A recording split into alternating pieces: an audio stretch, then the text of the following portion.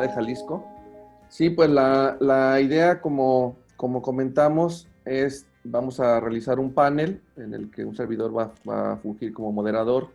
La idea es que durante la charla, si van teniendo preguntas o comentarios que quieran realizar, o sea, a través del chat, yo estaré atento a cualquier circunstancia que se requiera. A través del chat, por favor, lo van comentando.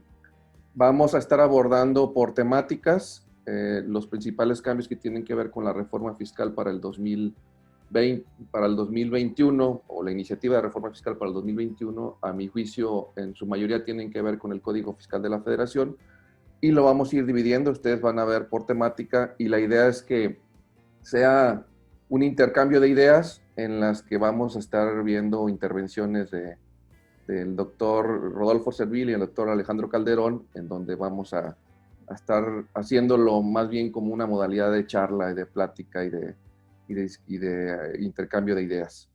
Les dejo la palabra al doctor Rodolfo Servín y el doctor Alejandro Calderón con el fin de que den un breve antecedente de lo que es la iniciativa de reforma fiscal del 2021 para luego partir ya a la presentación. Vamos a estar llevando una presentación que la voy a estar yo presentando y a través de ella pues va a haber ideas principales que son las que se van a desarrollar. Adelante. Gracias. Nuevamente, buenos días a todos. Un placer, como siempre, estar aquí en estos foros de ANADE Jalisco y agradecer a nuestro presidente, el doctor Guillermo Camberos, por las facilidades que siempre nos otorga a nuestro Comité de Derecho Fiscal. Y comentarles a manera general qué veo yo de esta reforma fiscal, con independencia que vamos a estar analizando los puntos. Coincido primero con el maestro Ulises que efectivamente la parte sustantiva de esta reforma está en Código Fiscal de la Federación y vamos a ver precisamente en el material, pues el 90% se lo vamos a dedicar al Código Fiscal de la Federación. ¿Qué características veo yo en esta reforma? Primero, pues hemos sabido que la política fiscal de esta administración desde sus inicios ha sido el no incrementar los impuestos o no generar impuestos nuevos.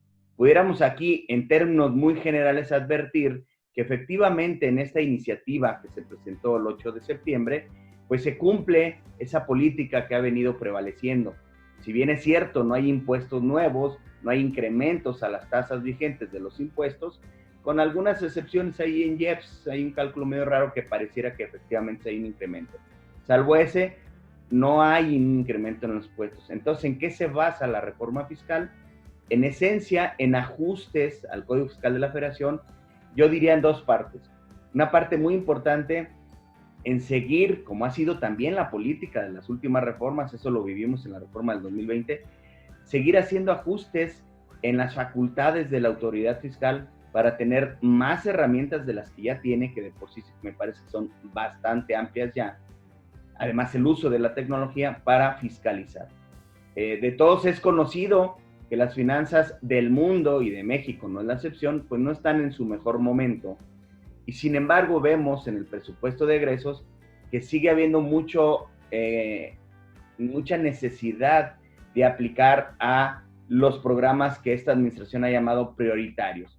Algunos que han sido cuestionados por la contracción económica derivada de la pandemia, en el sentido de decir, difiérelos ahorita para reordenar o reasignar esos recursos.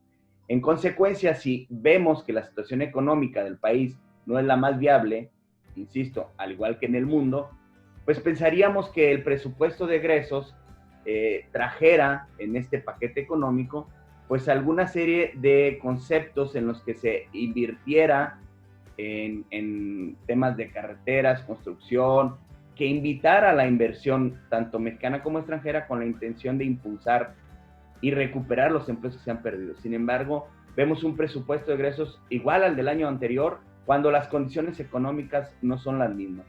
La pregunta es, entonces, ¿de dónde va a generar más ingresos ante esta necesidad imperiosa al fisco si no incrementa los ingresos, los impuestos?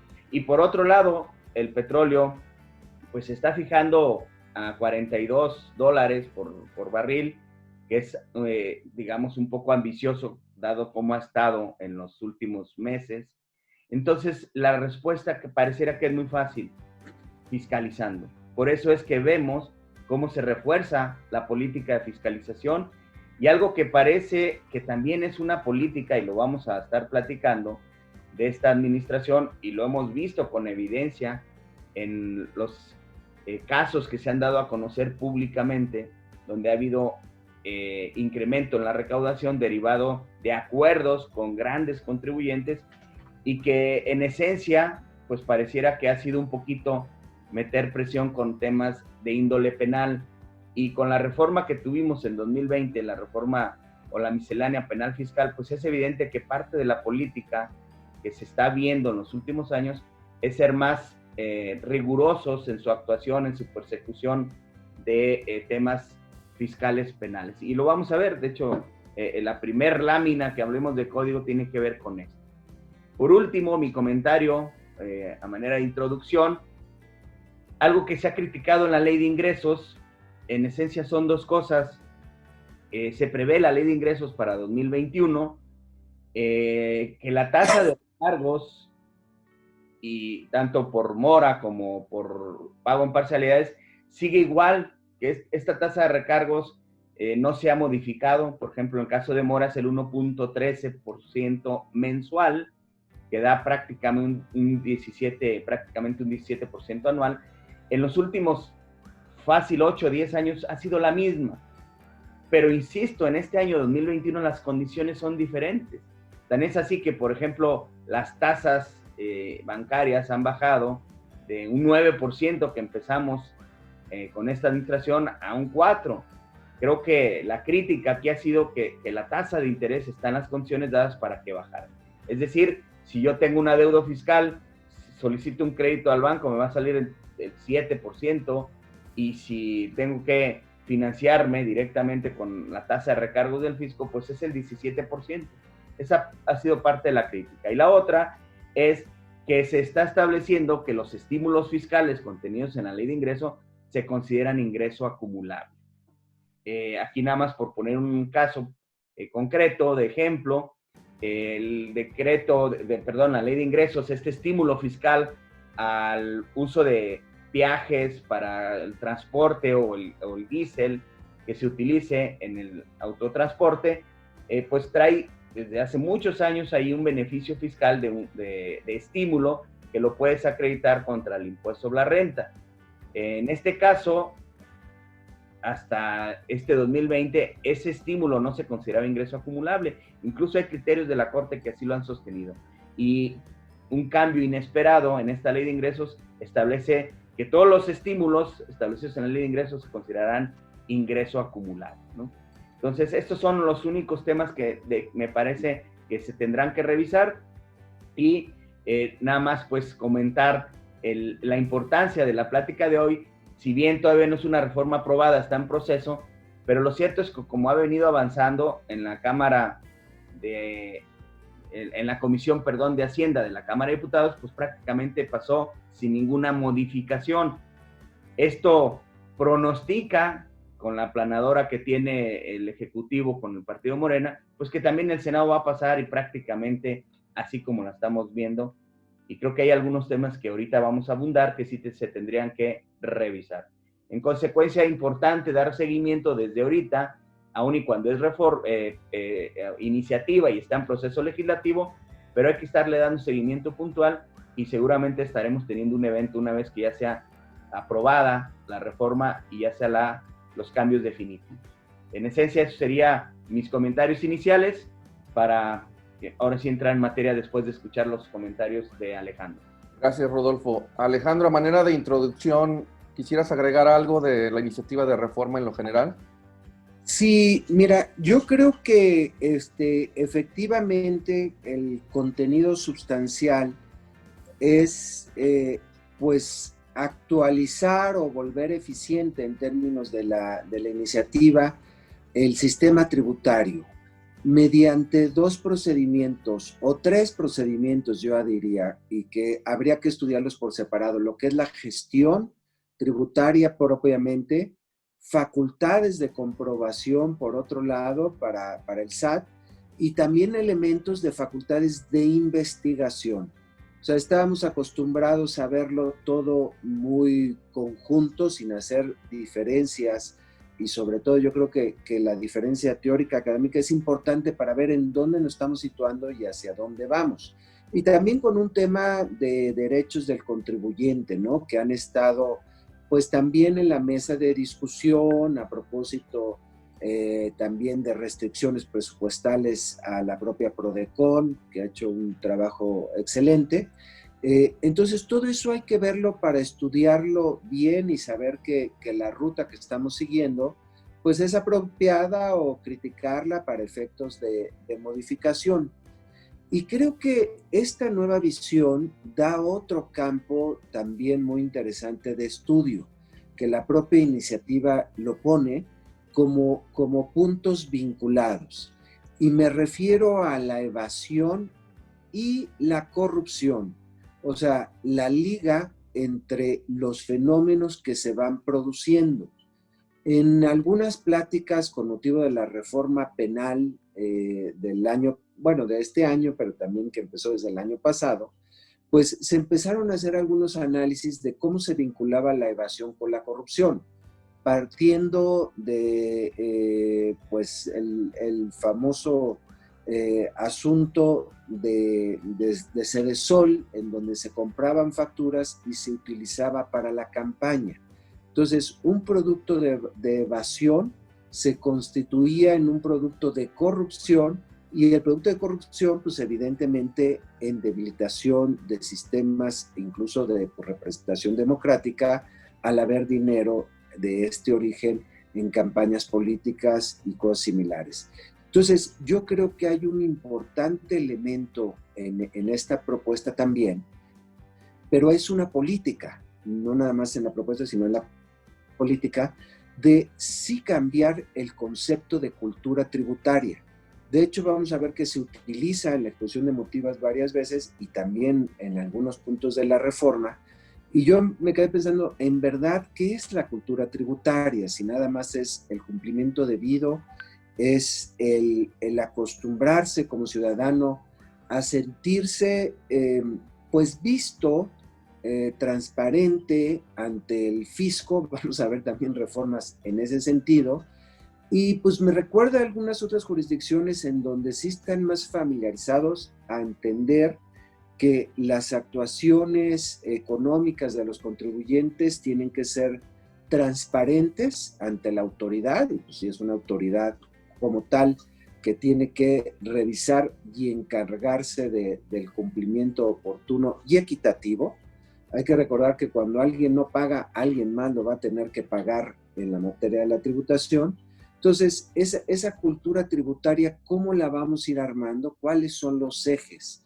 Si efectivamente hay que pasar nada más de conceptos de evasión, o verlo verdaderamente como fenómeno social que va involucrada, y creo que sí, siempre va involucrada algún tema de corrupción. Y cuando estamos juntando estos elementos y se hace masivamente, pues también estamos tocando el tema de delincuencia organizada. O sea, ¿por qué se incluyó también estos aspectos en delincuencia organizada? Porque el volumen o el daño al erario que se puede causar con estos modelos de las facturas falsas o operaciones simuladas, cosas por el estilo, pues no son espontáneos, no es el empresario, el microempresario, que pues nada más retuvo una retención por cuestiones de financiamiento y cosas así, sino efectivamente está organizado, porque hay que mover el dinero de principio a fin, o darle vuelta generalmente de una salida para que regrese a un bolsillo que yo quiero. Entonces, también involucra todo ese aspecto de pues debilitamiento de los sistemas de control en lavado de dinero, porque pues es lo mismo que venga de ventas de armas a que venga pues simplemente de facturas falsas, ¿no? Todo está intermezclado, y creo que es lo importante de esta miscelánea, que pone énfasis en esas vinculaciones para poner en línea al SAT, a la Procuraduría Fiscal, que como bien decía Rodolfo, pues ha actuado últimamente.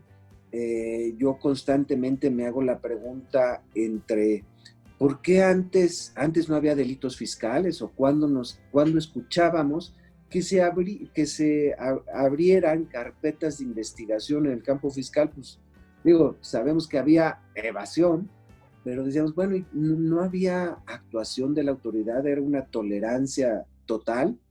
En estos casos multimillonarios, pues ya meritaba por lo menos verlos de cerca y si había elementos, pues investigar. Creo que ninguno de los asuntos llegó a la judicialización, pero sí llegaron a etapas de investigación y pues yo digo, qué bueno, parte de la materia penal fiscal no se trata de llenar las cárceles de ciudadanos que deben, ¿no? Finalmente son deudas, sí, deudas públicas de otro carácter, pero se trata, y espero que en algún momento sea, ser ejemplificativos, porque también si alguien debe y sabe que con un acuerdo paga lo que debe y ya con eso concluyó, pues pueden tomar el riesgo. Yo creo que, o yo esperaría que como política fiscal, pues habrá casos en que no haya esos acuerdos reparatorios y se proceda hasta el final para ser ejemplificativos, que eso es lo importante, ¿no? Porque si no, también se puede tornar, y esos son los riesgos, son los claroscuros, en que pues se vean como amenazas. Si a mí me dicen, oye, voy a abrir una carpeta de investigación, pues lo puedo tomar así como cuando me dicen, voy a abrir una auditoría, pues ábrela, te daré la información y espero salir avante según mis cualidades y mis características de contribuyente. Pero si eso lo tomo como amenaza, entonces puede haber un deterioro de la relación fisco-contribuyente, que creo que pues sería un paso atrás. Hay que buscar, precisamente creo que el término cultura tributaria o contributiva, pues va en el mejoramiento, en la transparencia de uno y en la transparencia del otro, ¿no? De todas las partes, para pues un mejoramiento social.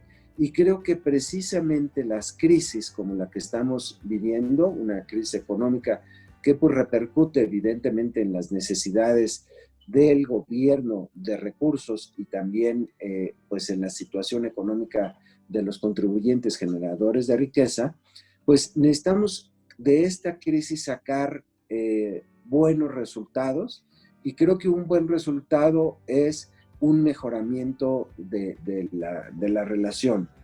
Hay una parte que a mí me sigue pareciendo de estas reformas fiscales que nos sigue faltando, que es precisamente ante pues, la diferencia de intereses, posiciones entre el fisco y el contribuyente, pues hay un tercero que es el Poder Judicial, que creo que nos está faltando ahí también una reforma profunda.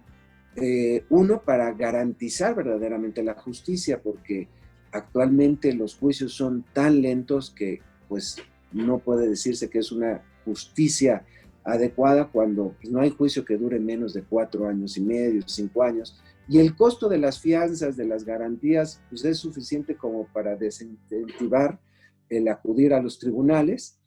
Y dos, pues el elemento de calidad, capacitación, transparencia en todas las resoluciones judiciales, ¿no? Transparencia en el sentido de publicidad, de ver sentencias mejor configuradas para ir creando una doctrina judicial como en todos los países, ¿no?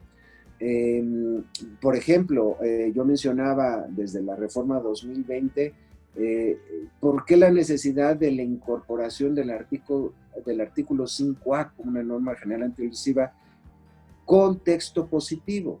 Y la respuesta era porque las doctrinas jurisdiccionales que existían, que muchas veces pues varias jurisdicciones lo resuelven vía sus doctrinas jurisdiccionales, pues eran muy débiles, variantes de un lado para otro y creaban mucha incertidumbre, que ante ese escenario, pues qué bueno y bienvenida a la incorporación del artículo 5A.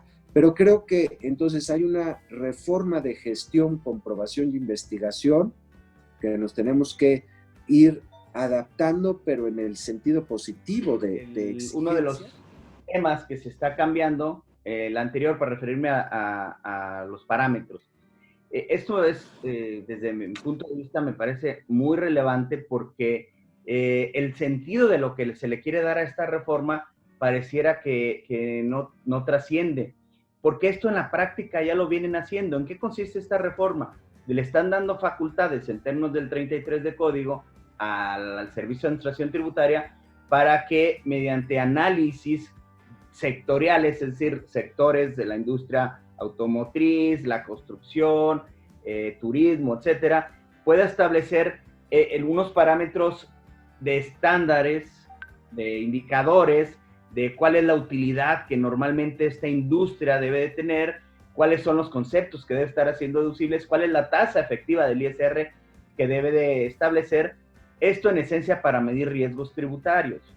Y en la práctica se hace internamente la autoridad con toda la información que hoy obtiene por toda su tecnología de información, que ya lo he estado señalando el día de hoy, le han invertido mucho dinero.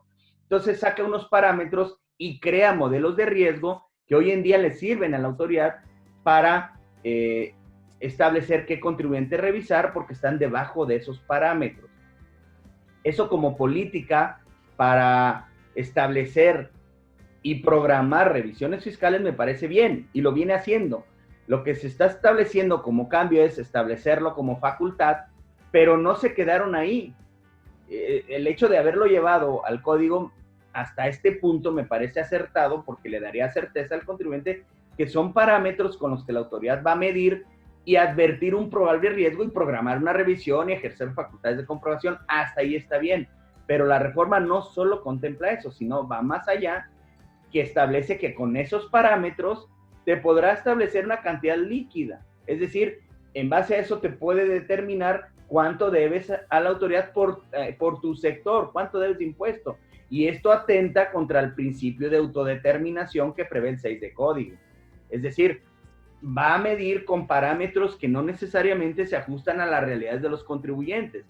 Seguramente va a tomar los parámetros más altos, empresas que tienen mucha eficiencia, contra un pequeño comerciante, una pequeño, que sabemos que en México la empresa familiar es del 90 al 95%. Entonces, si me va a medir con parámetros de mucha eficiencia de un grande contribuyente a un pequeñito, va a decir, oye, este grande contribuyente que está en esta industria, la industria farmacéutica, por poner un ejemplo, pues genera utilidades del 30% y tú me estás reportando utilidades del 5%, pues entonces te voy a mandar una liquidación porque en base a tus ingresos debiste haber reportado una utilidad del 30% por el sector. Me parece que eso es ir más allá e incluso violatorio de principios fundamentales. Alex, adelante con tus comentarios de este punto y si quieres, ya que tienes la palabra, te pasas de una vez al tema de aseguramiento precautorio una vez que concluyas con tus comentarios de este punto que yo veo, sí, Rodolfo. Ajá.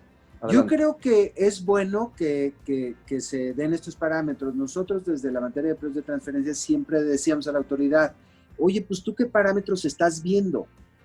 Y era lo que se conocía como parámetros secretos, porque por un lado pues no la pueden difundir, yo no tengo acceso a esa información para ver los parámetros de mi industria.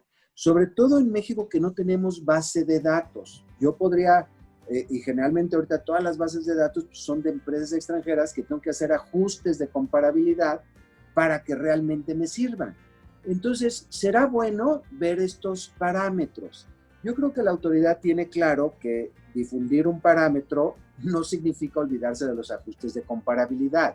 Entonces, lo que decía Rodolfo de que yo soy chiquito, pues sí, harán ajustes de comparabilidad con base en la intensidad de tus activos, con base en la intensidad de tus gastos. Sin embargo, es un parámetro. A mí se me hace que deja mejor información de la que puede ser. Claro que te pedirán una explicación. ¿Por qué todos ganan 10 y tú 4? Pues el chiste es que haya una explicación razonable. Si no, sí estás haciendo algo que está erosionando la base. Hasta ahí para no tomar más tiempo, ¿no? Adelante, Alejandro. El aseguramiento precautorio ahora se prevé que se pueda llevar a cabo con terceros relacionados con el contribuyente o incluso con el responsable solidario. Entonces es ampliar la posibilidad de estos aseguramientos precautorios, que es una medida de apremio, por operaciones que lleve a cabo el tercero con el contribuyente revisado o bien con un responsable solidario ya determinada su responsabilidad.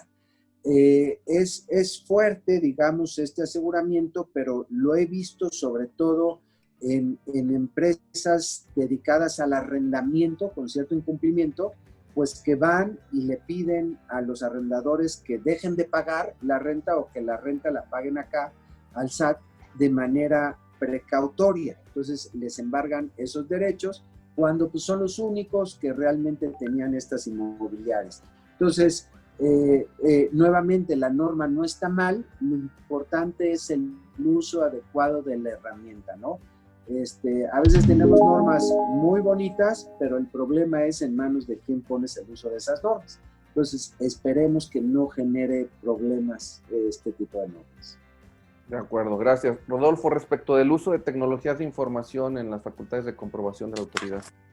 Sí, como bien dijiste, ha causado mucho revuelo, es una reforma al artículo 45.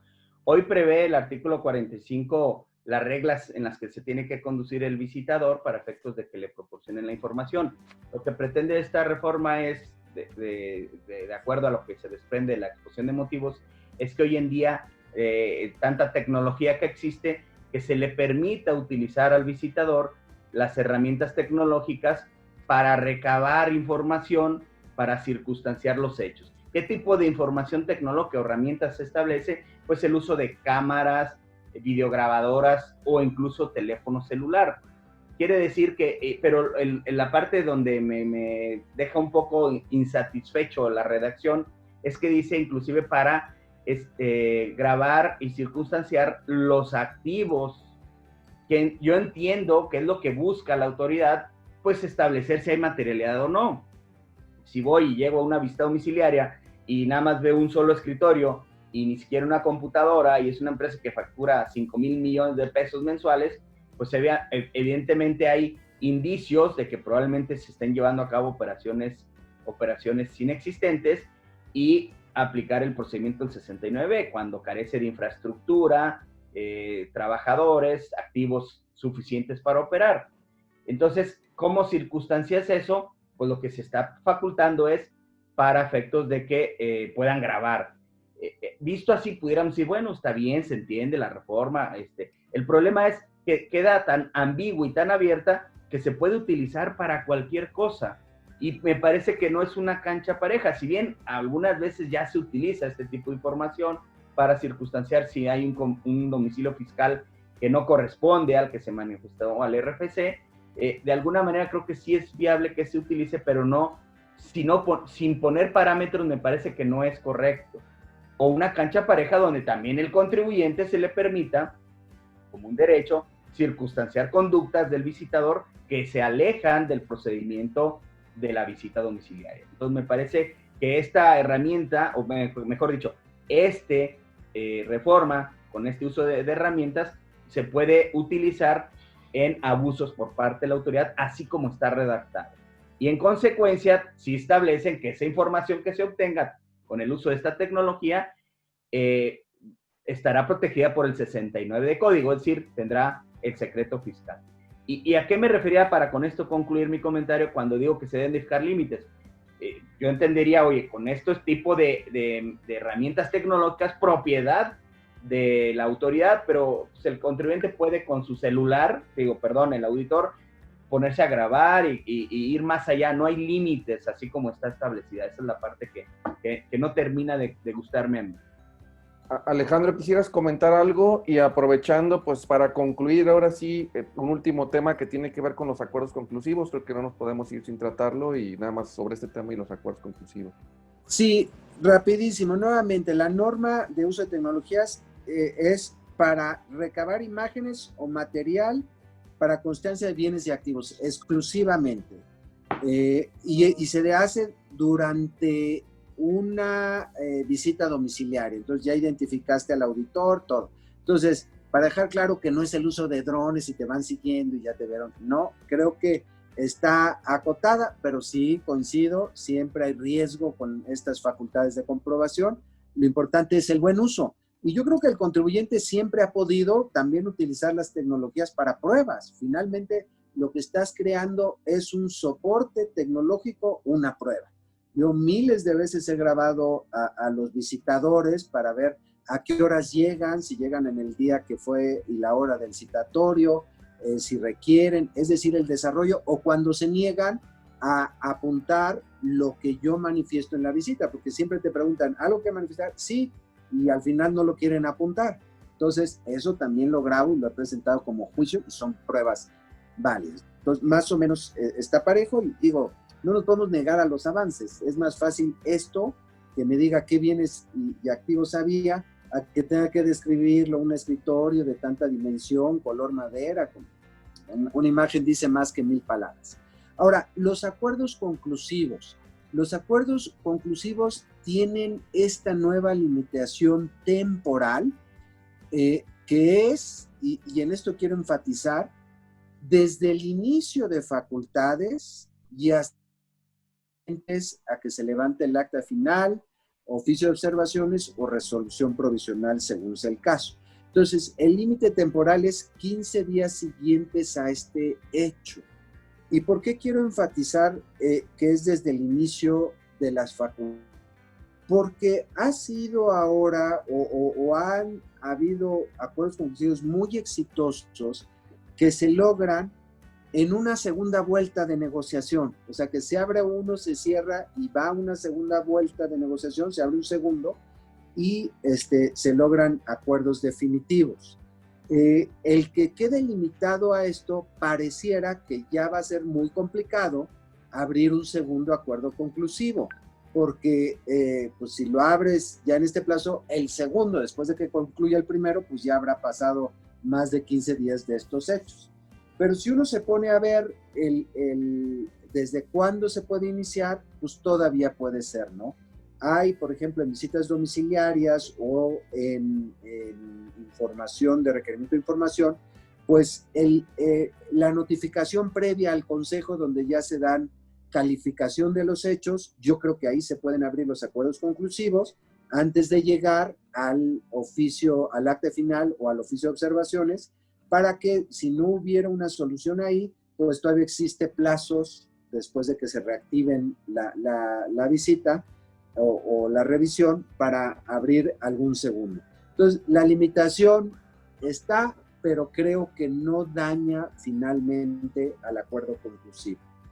Se puede manejar, se puede trabajar todavía con eso. Las causales de improcedencia ya estaban sucediendo, de hecho eran criterios sustantivos de Prodecon, de que no procedían en revisiones de saldos a favor, en terceros compulsados, respecto de cumplimientos de resoluciones o sentencias, y pues ahora se incorpora, si ya venció el plazo para presentar la adopción de un acuerdo conclusivo, pues porque antes no existían, pero pues claro que ese sería el efecto que fuera improcedente, y también en el caso de EFOS que no desvirtuaron la presunción de inexistencia en operaciones del 69 dentro del plazo legal, para que no fuera una segunda vuelta cuando ya habían precluido ese punto, ¿no? Ya todo esto estaba sucediendo, entonces creo que la figura del acuerdo conclusivo no se deteriora, se limita un poco el plazo, pero insisto, todavía es manejable desde un punto de vista de asesoría y derechos del contribuyente. De acuerdo, muchas gracias. Gracias, presidente. Y bueno, comentarles que seguiremos trabajando en el Comité de Derecho Fiscal para traer información novedosa y de interés para los especialistas en materia tributaria. Gracias. Gracias.